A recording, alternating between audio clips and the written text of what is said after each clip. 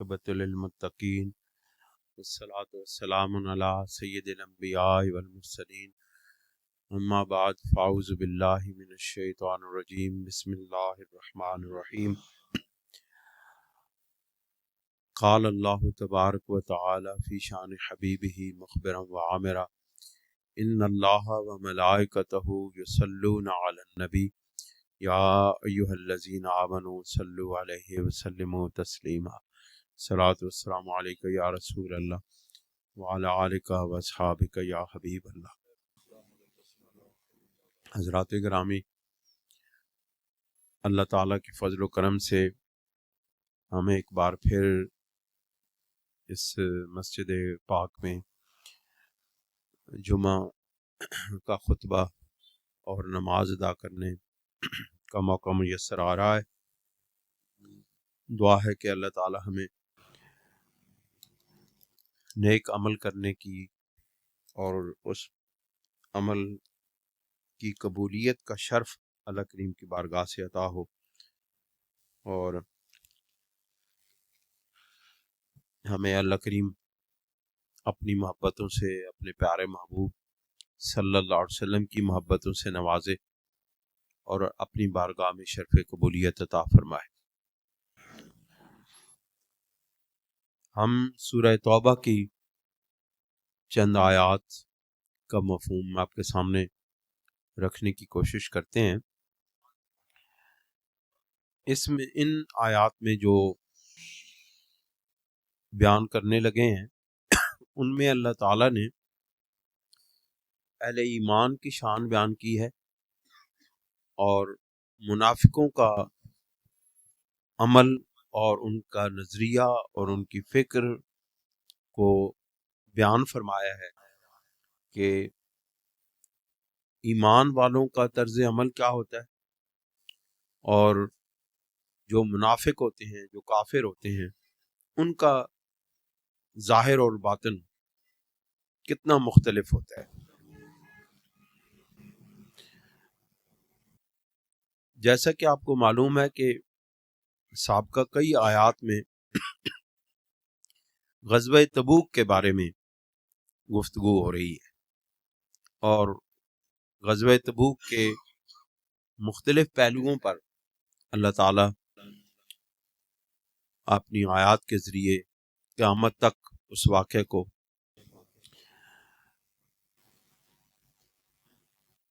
ہمیشہ ہمیشہ کے لیے قرآن مجید کی ان آیات میں زندہ رکھے ہوئی ہیں اور رکھے جائیں گے۔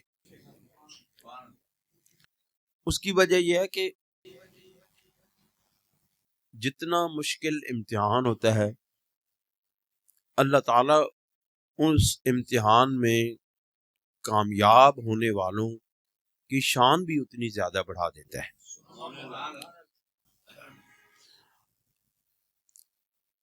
ہم بہت سارے ایسے لوگ جو ہیں وہ یہ سمجھتے ہیں کہ یہ دنیا آسانیوں کا اور نعمتوں کا کار ہے، اور ہم ہر وقت دعا بھی یہی کرتے ہیں کہ یا اللہ ہمیں آسانیاں عطا فرما، کرنی بھی چاہیے۔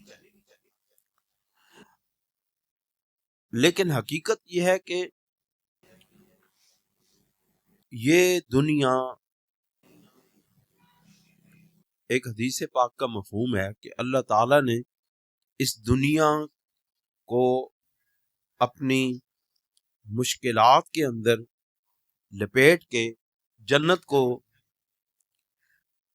اہل ایمان کے قریب کر دیا ہے، اور آسانیوں، آسائشوں اور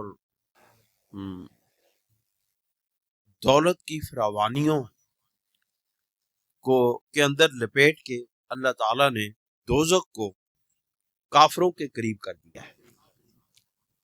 لہذا ہم اب اللہ تعالیٰ کا وعدہ بھی یہی ہے، لا یکلف اللہ نفسا الا وسعها، جتنا جس کا ظرف ہوتا ہے اس سے ثواب ملتا نہیں۔ صوفی صاحب رحمۃ اللہ علیہ اکثر یہ شعر پڑھا کرتے ہیں، جس کا جتنا ظرف ہے اس سے ثواب ملتا نہیں۔ جتنی وسعت ہوتی ہے، جتنا کوئی برداشت کر سکتا ہے، جتنی مشکلیں کوئی سہ سکتا ہے، اور جتنی مشکلوں پہ کوئی صبر کر سکتا ہے اللہ تعالیٰ اپنے ایمان والے بندوں کو اتنی ہی مشکلات سے گزارتا ہے، اس سے زیادہ نہیں۔ اب یہ ہمارے اندر ہے کہ ہم اپنے اندر کتنی وسعت پیدا کرتے ہیں مشکلات کو سہنے کی، مشکلات کو برداشت کرنے کی۔ جتنی ہم مشکلات کو سہنے اور برداشت کرنے کی اپنے اندر طاقت اور قوت پیدا کرتے چلے جائیں گے، ہم اللہ تعالیٰ کے اتنے ہی قریب ہوتے چلے جائیں گے۔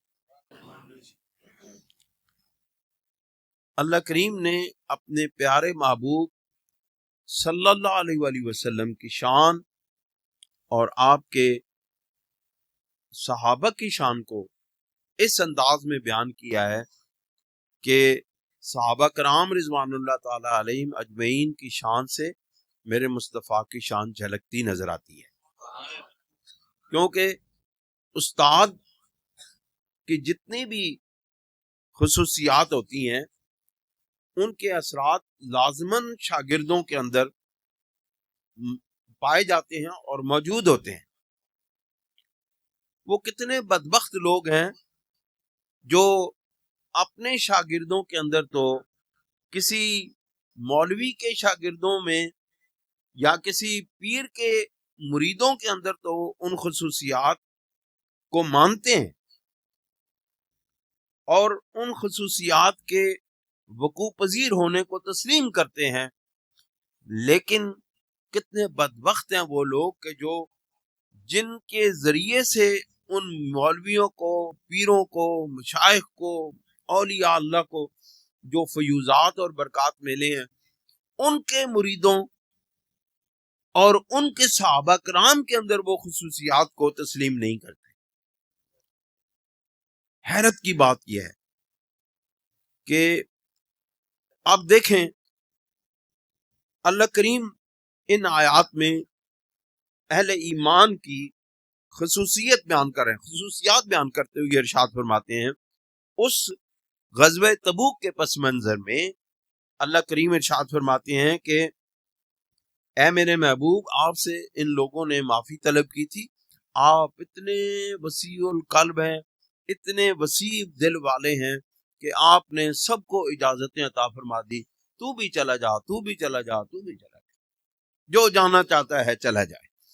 لیکن اے میرے محبوب ان میں جو آپ کے ماننے والے ہیں، جو آپ کے تابع فرمان ہیں، جو آپ کے مقرب صحابہ کرام ہیں، ان کی معاملات، ان کی خصوصیات بالکل مختلف ہیں۔ لا یستأذنک الذین یؤمنون باللہ والیوم الآخر، اے میرے محبوب آپ سے وہ لوگ تو اجازت طلب کر رہے ہیں گھروں میں بیٹھے رہنے کی، کوئی کیا بہانے لگا رہا ہے، کوئی کیا بہانے لگا رہا ہے، کوئی کہتا ہے جی میرے بچے اکیلے ہیں، کوئی کہتا ہے جی میرے بیوی بچے اکیلے ہیں، کوئی کہتا ہے جی میرے مال مویشی یا میرے فصلیں پکی ہوئی ہیں میں اس کے لیے نہیں جا سکتا، کوئی کیا بہانے لگاتا ہے، کوئی کیا بہانے لگاتا ہے۔ لیکن اے میرے محبوب صلی اللہ علیہ وسلم تیرے ماننے والے اپنا سارا نقصان کر کے، اپنے ساری چیزوں کو، اپنے سارے مفادات کو داؤ پر لگاتے ہوئے اے میرے محبوب وہ آپ سے اجازت طلب ہی نہیں کرتے ہیں روکے رہنے کی۔ لا یستأذنک الذین یؤمنون باللہ، اے میرے محبوب وہ لوگ جو ایمان لائے ہیں وہ آپ اللہ پر اور یوم آخرت پر، وہ آپ سے اجازت طلب نہیں کرتے بیٹھے رہنے کی۔ ان یجاہدوا باموالہم وانفسہم، کہ نہ جہاد کریں اپنے مالوں اور اپنی جانوں سے، یعنی کہ وہ اس بات کی اجازت طلب نہیں کرتے کہ ہم اپنی جان سے اور اپنے مال سے اے میرے محبوب صلی اللہ علیہ وسلم آپ کے ساتھ مل کے وہ جہاد نہ کریں، اس کی اجازت طلب نہیں کرتے، بلکہ وہ تو اس بات کی اجازت طلب کرتے ہیں کہ آپ کے شانہ بشانہ آپ کے دشمنوں کے خلاف لڑتے ہوئے اپنی جانیں قربان کر دیں۔ جنگ احد میں جس وقت سرکار دو عالم صلی اللہ علیہ وسلم مدینہ پاک میں رہنے کی تجویز پر عمل کرنے کا ارادہ کر چکے تھے تو نوجوان اٹھ کھڑے ہو گئے. انہوں نے کہا یا رسول اللہ صلی اللہ علیہ وسلم ہم میدان بدر میں نہیں جا سکے ہیں، لہذا اب ہمیں دشمنوں کے خلاف لڑنے کے لیے گھروں میں بیٹھے رہنے کی اجازت نہ دیں، بلکہ آپ ہمیں حکم دیں ہم ان کے سامنے کھڑے ہو کے ان سے لڑیں. اور دو نوجوان چھوٹے بچے ایسے بھی تھے جو جن کو اجازت نہیں ملی تھی، بچوں کو اجازت نہیں ملی تھی جانے کی. ایک نوجوان ایسے تھے، انہوں نے کہا یا رسول اللہ صلی اللہ علیہ وسلم، انہوں نے کسی صحابی کی سفارش کروائی کہ یا رسول اللہ صلی اللہ علیہ وسلم میں تیر چلا سکتا ہوں، میں اگرچہ تلوار کے ساتھ میں جنگ نہیں کر سکوں گا لیکن میرے تیر اتنے نشانے پہ بیٹھتا ہے کہ میں آپ کے دشمنوں کو تیروں سے روکوں گا اور ان کے خلاف میں جہاد کروں گا. رسول اللہ صلی اللہ علیہ وسلم نے ان کا ٹیسٹ لیا کہ نہیں بھائی ہم پہلے ٹیسٹ لیں گے پھر آپ کو اجازت دیں گے. انہوں نے پھینکے تو بالکل نشانے پہ لگے. سرکار نے فرمایا کہ آپ چلو. اب ان کے ایک دوست تھے، وہ بھی اسی عمر کے تھے. انہوں نے کہا یا رسول اللہ صلی اللہ علیہ وسلم اس کو اجازت مل گئی ہے تو مجھے بھی اجازت ملنی چاہیے. انہوں نے کہا نہیں بھئی آپ چھوٹے ہیں، یہ تیر چلا سکتا ہے تو یہ اس کو اجازت ملے گی. انہوں نے کہا یا رسول اللہ صلی اللہ علیہ وسلم میں اس سے زیادہ طاقتور ہوں، آپ مجھ سے کشتی کروا لیں اس کے ساتھ. سرکار نے فرمایا چلو جی کشتی کرو. سرکار دو عالم صلی اللہ علیہ وسلم نے ان کی کشتی کروائی. جو تیر چلانے والے تھے وہ گر گئے، دوسرے والے اوپر چلے گئے. انہوں نے کہا ان کو بھی اجازت ملی، جاؤ بھائی تم بھی میدان میں. تو میرے مطلب یہ ہے کہنے کا کہ میرے آقا و مولا حضور پر نور سید کونین صلی اللہ علیہ وسلم کے صحابہ کرام تو وہ ہیں کہ جو اپنے مالوں کو چھوڑ کے اپنی جانوں کو بھی قربان کرنے کے لیے ہر وقت تیار رہتے تھے. فرمایا کہ اے میرے محبوب جو اللہ پر اور یوم آخرت پر ایمان لانے والے ہیں، یعنی ان کا اللہ تعالیٰ پر کتنا کامل ایمان ہے کہ وہ اپنے تمام مفادات کو من جانب اللہ، تمام نقصانوں کو من جانب اللہ سمجھتے ہیں، اور وہ دنیا کے اموال، دنیا کے تمام معاملات کو آخرت پر قربان کر دیتے ہیں. اور ان کو معلوم ہے کہ یہ دنیا کے مال و اموال، یہ دولت، یہ سب کچھ ضائع ختم ہو جانے والی ہے. آخرت کی دولت جو سرور دو عالم صلی اللہ علیہ وسلم کا قرب اور میت میں ملنے والی ہے وہ اس سے کئی گنا زیادہ بڑی ہے. فرمایا واللہ علیم بالمتقین، اللہ رب العزت ان متقین، ان تقوی اور پرہیزگاری جو ان کے دلوں کے اندر بیٹھی ہوئی ہے اس کو خوب جاننے والے ہیں. پھر فرمایا انما، اب دوسرا یعنی کہ یہ تو شان ہے میرے محبوب کریم صلی اللہ علیہ وسلم کے صحابہ کی، اب جو منافقین ہیں ان کا طرز عمل. انما یستاذنک الذین لا یؤمنون، اے میرے محبوب بے شک صرف وہی آپ سے گھروں میں بیٹھے رہنے کی مختلف ہیلے بہانوں سے طلب کریں گے کہ جو ایمان لانے والے نہیں ہیں، جو ایمان نہیں لاتے وہی آپ کے جو ہے نا وہ کریں گے. لا یؤمنون باللہ والیوم الاخر، جو اللہ پر اور یوم آخرت پر ایمان نہیں رکھتے. اب یہ دیکھیں نا، اللہ کریم نے دو ایمانوں کا ذکر کیا ہے. اس کا مطلب ہے کہ یہ جو ایمان ہے اللہ تعالیٰ کے ساتھ ایمان اور یوم آخرت کے پر ایمان، یہ اتنی اہمیت رکھتے ہیں. دونوں ایمانوں کا ظاہر ہونا، ان کا واضح ہونا اتنا اہمیت رکھتے ہیں کہ باقی ایمان کی تمام شاخیں اس کے اندر آ جاتی ہیں. آپ دیکھیں نا، جس نے اللہ کو مانا یقیناً اس نے رسول اللہ کو مانا، کیونکہ رسول اللہ صلی اللہ علیہ وسلم پر ایمان لائے بغیر کوئی بندہ اللہ رب العزت کی ذات واحد کو، اس کی توحید کو، اس کے واحد ہونے کو، اس کے یکتا ہونے کو تسلیم کر ہی نہیں سکتا.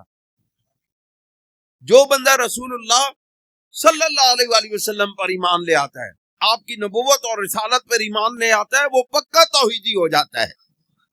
اس کی توحید کامل ہو جاتی ہے.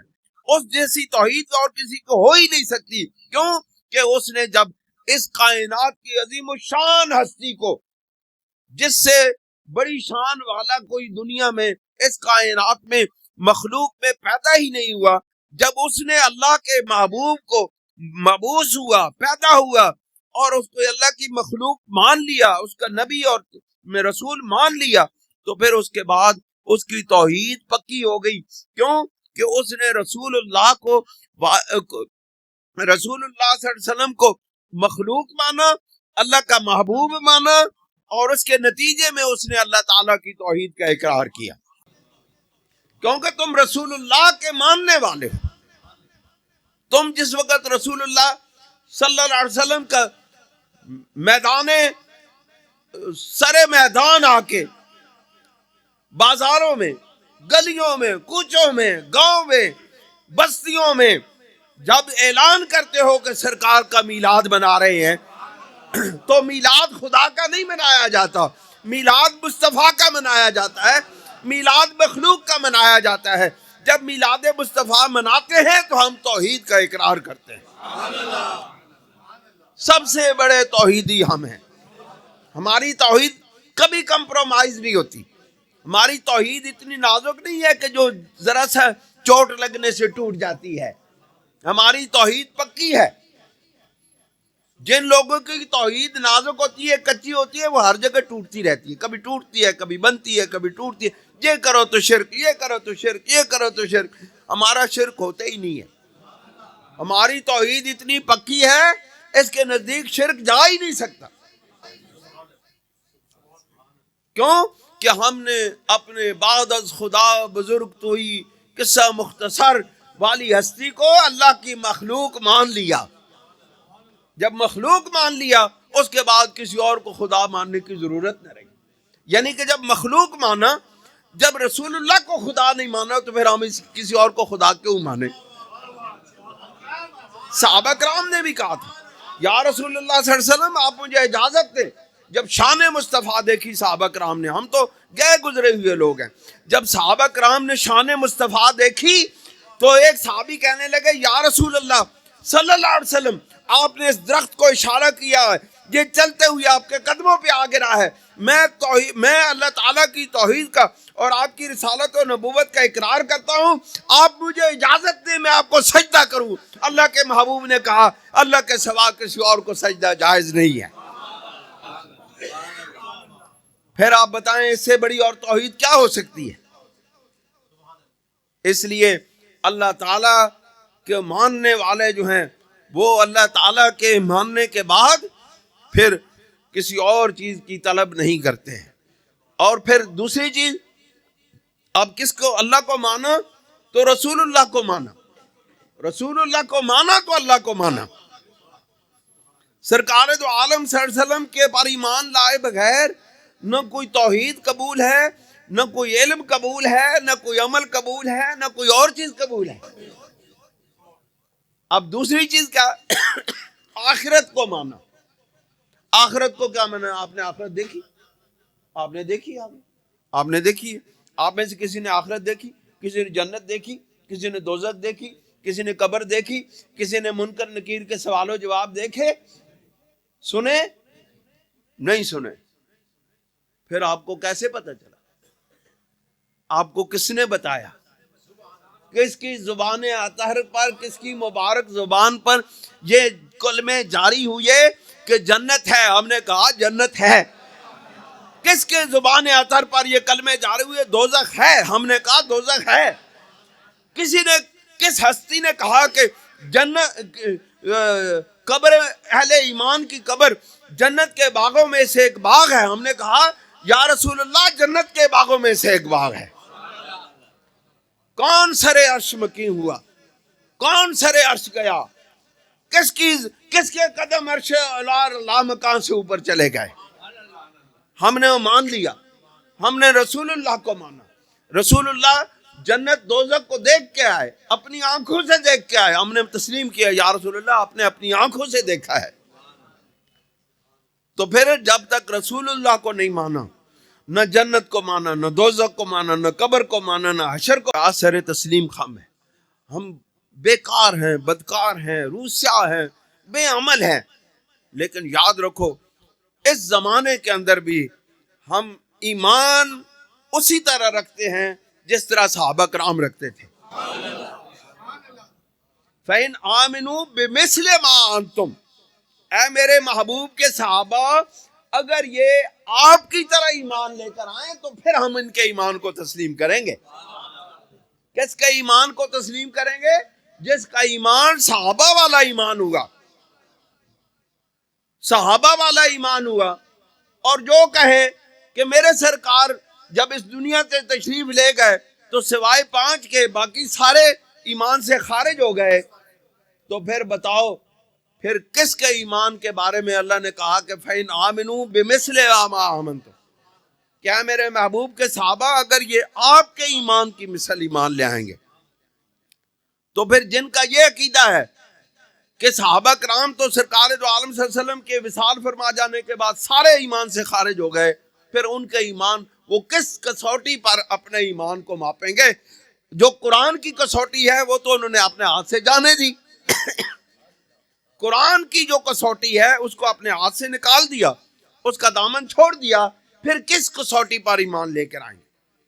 پھر وہ سوچتے نہیں ہیں کہ سوائے 5 صحابہ کے 5 کے باقی اور سارے صحابہ خارج ہو گئے، ان میں بہت سارے اہل بیت خارج ہو گئے، اہل ازواج مطہرات خارج ہو گئیں، حضرت عباس خارج ہو گئے، دیگر صحابہ خارج ہو گئے، پھر کس کس کا ایمان کو آپ سلامت کہیں گے؟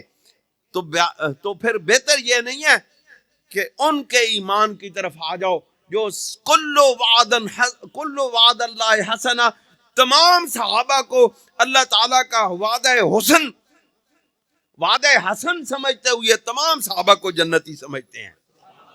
اور وہ نعرہ کیا لگاتے ہیں؟ ہر صحابی نبی جنتی جنتی، ہر صحابی نبی جنتی جنتی. یہ اصل ایمان ہے. ایمان کیا ہے؟ ایمان اللہ تعالیٰ پر، اس کے رسول پر، اس کے فرشتوں پر. حضرت جبرائیل علیہ السلام آئے، آپ نے چند باتیں عرض کی، سوالات پوچھے، سرکار دو عالم صلی اللہ علیہ وسلم نے ان کے جواب دیے، اٹھ کے چلے گئے. صحابہ کرام سے پوچھا آپ کو معلوم ہے یہ کون بندہ تھا؟ انہوں نے کہا اللہ و رسول عالم، اللہ اور اس کے رسول ہی بہتر جانتے ہیں. آپ نے فرمایا یہ جبرائیل امین ہے جو تمہارے تعلیم دینے کے لیے آیا تھا. اس کا مطلب ہے سرکار نے بتایا کہ فرشتے ہیں، ہم نے مانا کہ فرشتے ہیں. سرکار نے بتایا جبرائیل ہیں، ہم نے کہا جبرائیل ہیں. سرکار نے ارشاد فرمایا میکائیل ہیں، ہم نے میکائیل کو مانا، اسرافیل کو مانا، اسرائیل کو مانا، دیگر فرشتوں کو مانا. تو پھر کیا ہوا؟ ہمارا ایمان سرکار دو عالم صلی اللہ علیہ وسلم کے وسیلہ جلیلہ سے ہے. اس پاک وسیلہ کے بغیر نہ ہمارا یقین ہے، نہ عمل ہے، نہ علم ہے، کوئی چیز بھی ہمارے پاس نہیں.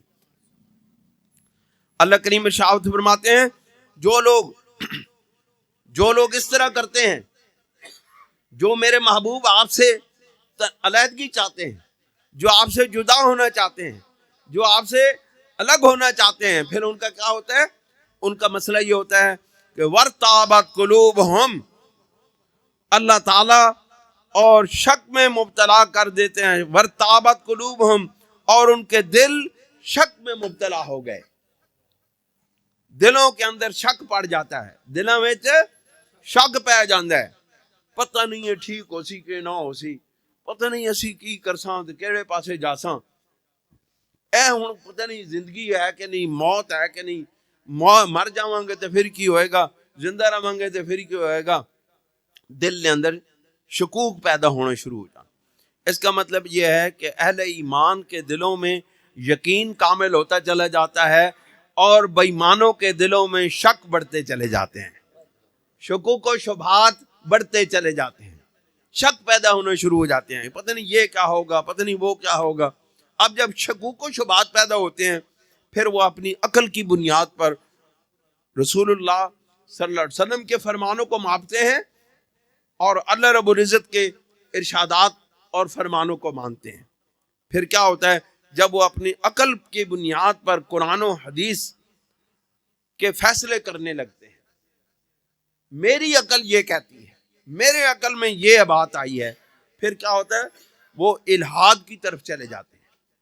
پھر ان کا ایمان قرآن کی آیتوں سے بھی اٹھتا چلا جاتا ہے، اللہ تعالیٰ کی ذات سے بھی اٹھتا چلا جاتا ہے، پھر وہ رسول اللہ صلی اللہ علیہ وسلم سے بھی الگ ہوتے چلے جاتے ہیں۔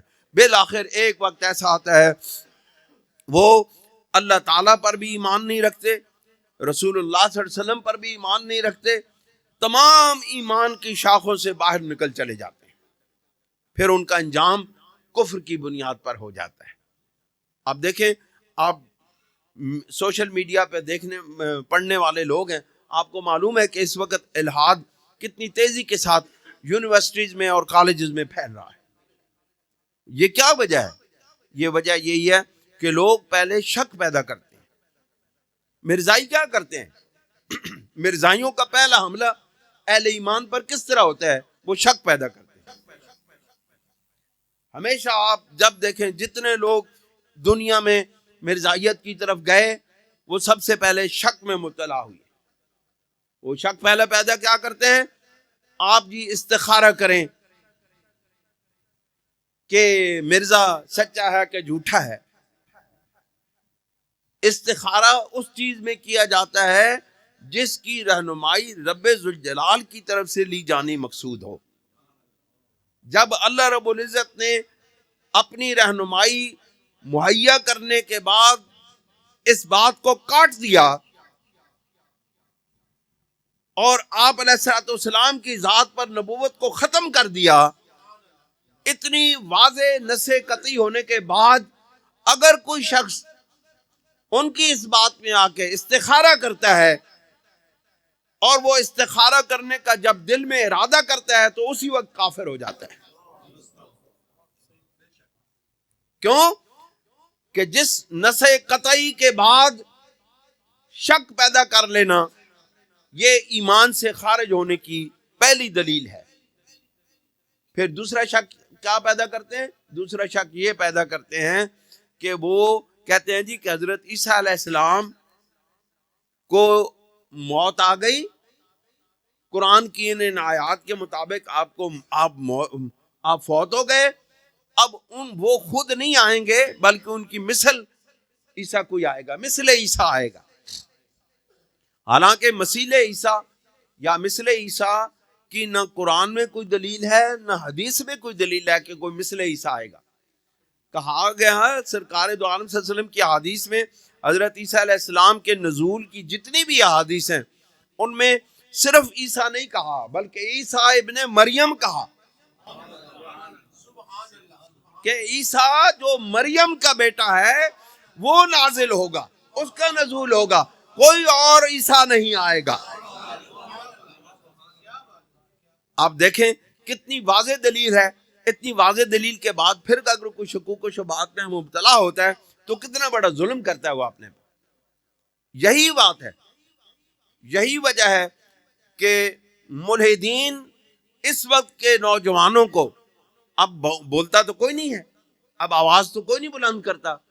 مصیبت یہ ہے کہ ہمارے ممبروں پر اس طرح کی باتیں ڈسکس نہیں ہوتی ہیں، جس کی وجہ سے الحاد پھیلتا چلا جا رہا ہے۔ اب ان کا کیا، ملحدین کا شک کیا ہوتا ہے؟ وہ کس طرح شک ڈالتے ہیں؟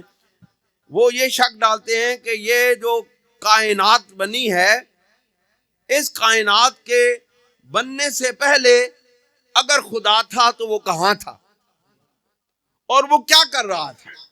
یہ سوال ہوتا ہے نا، کہ اگر رب ذوالجلال ہے، اگر اس کائنات کے، اس میٹر کے، اس میس کے وجود میں آنے کے بعد اگر خدا تھا تو اس کائنات، اتنی بڑی وسیع کائنات کے بننے سے پہلے وہ کیا کر رہا تھا؟ ان لوگوں کو یہ معلوم ہی نہیں ہے کہ رب ذوالجلال کی ذات کائنات کے وجود میں آنے کی محتاج نہیں ہے۔ جو خدا کا تصور ہے وہ ٹائم اینڈ سپیس، زمان و مکان، وقت اور مکان سے بلند تر ہے۔ جو زمان اور مکان میں جو چیز آ جائے، یعنی جو وقت اور کسی مکان کے اندر کوئی چیز آ جائے، وہ خدا نہیں رہتی، وہ مخلوق ہو جاتی ہے۔ اور خدا ہے ہی وہ جو مخلوق نہیں ہے، جو خالق ہے۔ اب وہ کہتے ہیں کہ اللہ رب العزت اس کائنات کے بنانے سے پہلے کیا کر رہا تھا، یعنی وہ مصروف نہیں تھا، وہ ویلا بیٹھا ہوا تھا ان کے نزدیک، نعوذ باللہ من ذالک، وہ کوئی کام نہیں تھا اس کا۔ اب یہ جب کائنات بنی ہے تو اب وہ مصروف عمل ہو گیا ہے، نعوذ باللہ من ذالک۔ اب وہ اس کائنات کو سنبھالے ہوئے ہے، یعنی کہ وہ طنز کرتے ہیں نا ہمارے اوپر، مسلمانوں پر، کہ تمہارے نزدیک اب اللہ رب العزت مصروف عمل ہو گیا ہے، اب وہ کائنات کو سنبھالے ہوئے ہے۔ اب پتہ گرتا ہے تو اس کو معلوم ہوتا ہے، کوئی مرتا ہے تو اس کو معلوم ہوتا ہے، کوئی زندہ ہوتا ہے تو اس کو معلوم ہوتا ہے، دنیا کائنات میں کوئی چیز ہو رہی ہے اس کو معلوم ہے، اب وہ مصروف عمل ہو گیا۔ ان بے وقوفوں کو یہ معلوم نہیں ہے کہ یہ کائنات تمہارے نزدیک بہت بڑی وسیع ہے، رب ذوالجلال کے نزدیک ایک ذرے کے برابر بھی نہیں حیثیت رکھتی۔ عقل کے اندھو، تمہارے نزدیک اتنی بڑی کائنات، یہ اتنی وسیع کائنات، انا لموسعون، اللہ کریم ارشاد فرماتے ہیں کہ ہم اس کائنات کو مسلسل پھیلاتے چلے جا رہے ہیں۔ یہ کائنات پھیل رہی ہے، اس کے اندر وسعتیں آتی جا رہی ہیں، اور پھر کیا ہے، تمہارے نزدیک یہ اتنی وسیع کائنات جس کو تم ابھی دریافت ہی نہیں کر سکے ہو، تمام تر کوششوں کے باوجود تمہاری سائنس ابھی اس کے ایک حصے تک، اگر لاکھوں کروڑوں حصے ہوں، ان کروڑوں حصوں میں سے ایک حصے تک بھی نہیں پہنچ سکی ہے۔ لیکن حقیقت یہ ہے کہ رب ذوالجلال کی اس طرح کی کروڑوں کائنات ہیں جو تمہاری خیال سے، تمہارے وہم سے، تمہارے علم سے، ہر چیز سے باہر ہے۔ تمہارا علم تو حواس کا محتاج ہے، جس کو سائنس پروو کرے اس کو تم مان لیتے ہو، جس کو سائنس پروو نہ کرے اس کو تم نہیں مانتے ہو۔ اور تمہاری سائنس ہے کتنی؟ تمہاری سائنس تو تمہارے عقل کو نہیں ناپ سکتی، تمہاری سائنس تو تمہارے حواس کے اندر جو چیز آنے والی ہے اس کو پرفیکٹ نہیں مان سکتی۔ تمہارے حواس جو چیز دیکھ رہے ہوتے ہیں، بعض اوقات کئی مرتبہ ایسا ہوتا ہے کہ وہ حقیقت میں وہ نہیں ہوتی۔ گاڑی میں چلتے ہوئے بندے کو زمین گھومتی ہوئی نظر آتی ہے، زمین گھوم رہی ہوتی ہے، تو پھر تمہارے حواس، تمہاری سائنس کدھر گئی جو حواس کی محتاج ہے، جو دوربینوں اور خوردبینوں کی محتاج ہے؟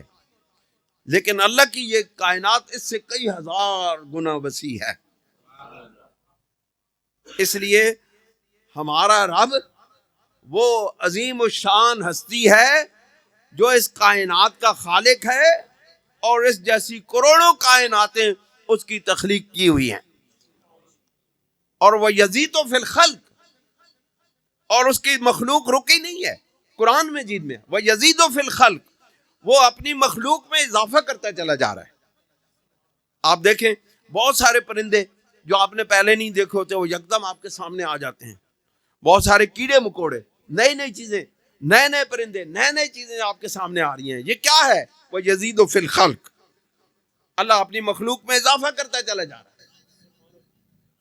اللہ کریم ارشاد فرماتے ہیں وَارْتَابَتْ قُلُوبُهُمْ، اللہ رب العزت ان کے دلوں میں شک پیدا کر دیتا ہے، فَهُمْ فِي رَيْبِهِمْ يَتَرَدَّدُونَ، اور وہ اپنے شک میں ہمیشہ ڈاما ڈول رہتے ہیں۔ ان کو معلوم نہیں ہوتا کہ پتہ نہیں کیا ہوگا، یہ ہوگا کہ نہیں ہوگا، اب وہ ہر وقت شکوک و شبہات میں رہتے ہیں، اور جو شک میں رہنے والے لوگ ہیں وہ ہمیشہ ناکام رہتے ہیں۔ اللہ کے محبوب صلی اللہ علیہ وسلم نے لوگوں کو اجازت دے دی، جن لوگوں نے جنگ تبوک میں، غزوہ تبوک میں نہ جانے کی اجازت طلب کی، سرکار دو عالم صلی اللہ علیہ وسلم نے ان کو اجازت دے دی کہ جاؤ، ہمیں تمہاری ضرورت نہیں ہے۔ آپ دیکھیں جنگ احد میں جب مسلمان زخموں سے چور چور، ہر مسلمان کے زخم پر 20، 25، 30، 40، 70، 80 تک زخم موجود تھے۔ سرکار دو عالم صلی اللہ علیہ وسلم جب مدینہ منورہ میں آ گئے، مختصر کرتا ہوں، تو آپ کو اطلاع ملی کہ کفار کا لشکر پھر مدینہ پر حملہ آور ہونے کی تیاری کر رہا ہے. آپ علیہ الصلوۃ والسلام نے اعلان فرما دیا کہ چلو پھر ان کے پیچھے چلتے ہیں. آپ نے اپنے زرہ پہنی، اور حالانکہ خود آپ زخمی تھے، آپ نے زرہ پہنی، تلوار ہاتھ میں لی اور باہر نکل کے آ گئے، اور صحابہ کرام کو حکم دیا کہ صرف وہ صحابہ میرے ساتھ چلیں گے، وہ لوگ میرے ساتھ چلیں گے جو اس جنگ احد میں شامل ہوئے تھے، اگرچہ وہ زخموں سے چور چور ہیں، وہی لوگ میرے ساتھ جائیں گے، نیا کوئی بندہ نہیں آئے گا. کئی لوگ منافقین آئے، اب ان کو معلوم تھا کہ اب کفار بھاگ گئے ہیں، اب صرف پیچھا کرنا ہے اور ان تک روب پہنچانا ہے، تو صرف ہم چلتے ہیں. آپ نے فرمایا نہیں، میرے صحابہ جنہوں نے میری خاطر اپنی جانیں ہتھیلیوں پہ رکھی تھی، آج بھی میرے ساتھ وہی چلیں گے اگرچہ یہ زخمی ہیں. دنیا کائنات نے دیکھا کہ میرے سرکار نے جب اعلان کیا کہ میرے ساتھ چلو، تو کوئی ایک زخمی بھی پیچھے نہیں رہا کہ میں نے مرہم پٹی کرانی ہے، اٹھ کے چل پڑے. کوئی لنگڑا کے چل رہا ہے، کوئی کسی طرح چل رہا ہے، زخموں سے چور چور ہیں، پٹیاں کی ہوئی ہیں، سرکار کے پیچھے پیچھے جا رہے ہیں. سرکار کو معلوم تھا کہ یہی وہ لوگ ہیں جو ہمیشہ ہمیشہ کے لیے اپنی جانیں قربان کرنے کے لیے تیار رہتے. پھر ایک موقع ایسا آیا، سرکار دو عالم صلی اللہ علیہ وسلم کے نواسا حضرت امام حسین رضی اللہ تعالیٰ عنہ، جن کا آج یوم ولادت بھی ہے، ایک موقع وہ بھی آیا جب اپنے نانے کی سنت ادا کی، بتیاں بجھا دی میدان نینوا میں، فرمایا آج جو جانا چاہتا ہے چلا جائے. لیکن اس وقت بھی جس طرح میرے محبوب صلی اللہ علیہ وسلم کو صحابہ نے نہیں چھوڑا تھا، امام حسین رضی اللہ تعالیٰ عنہ کو بھی آپ کے ساتھ کیوں نے تنہا نہیں چھوڑا. انہوں نے بھی اپنی جانیں قربان کی اور وہ بھی ساتھ گئے. اور آپ کو معلوم ہے کہ سرکار دو عالم صلی اللہ علیہ وسلم کے صحابہ میں سے، آپ کے اہل بیت میں سے کتنی بلند شان ہے امامین کی. حضرت امام حسن اور امام حسین وہ ہستیاں ہیں جن کے لیے اس کائنات میں امام حسین اور امام حسن کے لیے وہ واحد دو ہستیاں ہیں جن کے لیے سرکار دو عالم صلی اللہ علیہ وسلم منبر پاک سے اتر کے چل کے گئے اور ان کو اٹھا کے اپنی گود پہ آ کے بٹھا دیا. منبر رسول پر دوران خطبہ سوائے ان دو ہستیوں کے سرکار کی گود میں اور کوئی نہیں بیٹھا ہے. سرکار جمعہ کا خطبہ ہو رہا تھا، میں تھوڑا سا واقعہ بیان کر دیتا ہوں. جمعہ کا خطبہ ہو رہا تھا، حضرت سیدہ فاطمہ الزہرا رضی اللہ تعالیٰ سلام اللہ علیہا نے اپنے دونوں شہزادوں کو، ننھے ننھے شہزادے، ان کو سرخ رنگ کا جوڑا پہنائے ہوئے بھیجا. وہ کرتے تھوڑے سے لمبے تھے، وہ ان کے پاؤں میں اٹکتے، وہ گر جاتے. سرکار سے دیکھا نہ گیا. سرکار منبر خطبہ دیتے دیتے اٹھ کے نیچے اتر گئے اور ان دونوں شہزادوں کو اپنے ساتھ میں لایا اور واپس خطبہ میں واپس آ کے منبر رسول پہ بیٹھ کے خطبہ دینے لگے. آپ فرمانے لگے کہ اے لوگو، یہ جو مال اور اولاد ہے یہ انسان کے لیے بہت بڑی آزمائش ہے. میں بھی آج اپنے نواسوں کی اس محبت کی وجہ سے مجبور ہو کے خطبہ چھوڑ کے ان کو اٹھانے کے لیے چلا گیا. پھر آپ دیکھیں ان نواسوں نے پھر کیا شان دکھائی ہے کہ امام حسن رضی اللہ تعالیٰ عنہ نے دنیا کے اقتدار کو ٹھوکر ماری اور اقتدار کو پس پش ڈالتے ہوئے دو اپنے نانا کی اس حدیث پاک کو سچ کر دکھایا، اور آپ نے دو مسلمان گروہوں کے درمیان صلح کروا دی. اور امام حسین رضی اللہ تعالیٰ عنہ نے یہ ثابت کیا کہ صحابی رسول سے تو جنگ نہیں کی جا سکتی، ان سے تو صلح کی جاتی ہے، لیکن اگر یزید لعین جیسا شخص صحابی کا بیٹا ہی کیوں نہ ہو لیکن وہ فاسق و فاجر ہو گیا ہو تو اس کے ساتھ صلح نہیں کی جاتی.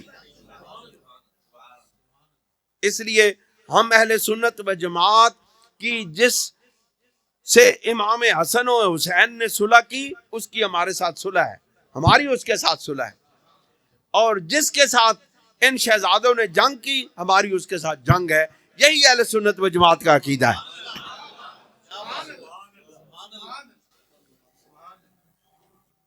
اللہ تعالی ہمیں نیک عمل کی توفیق عطا فرمائے۔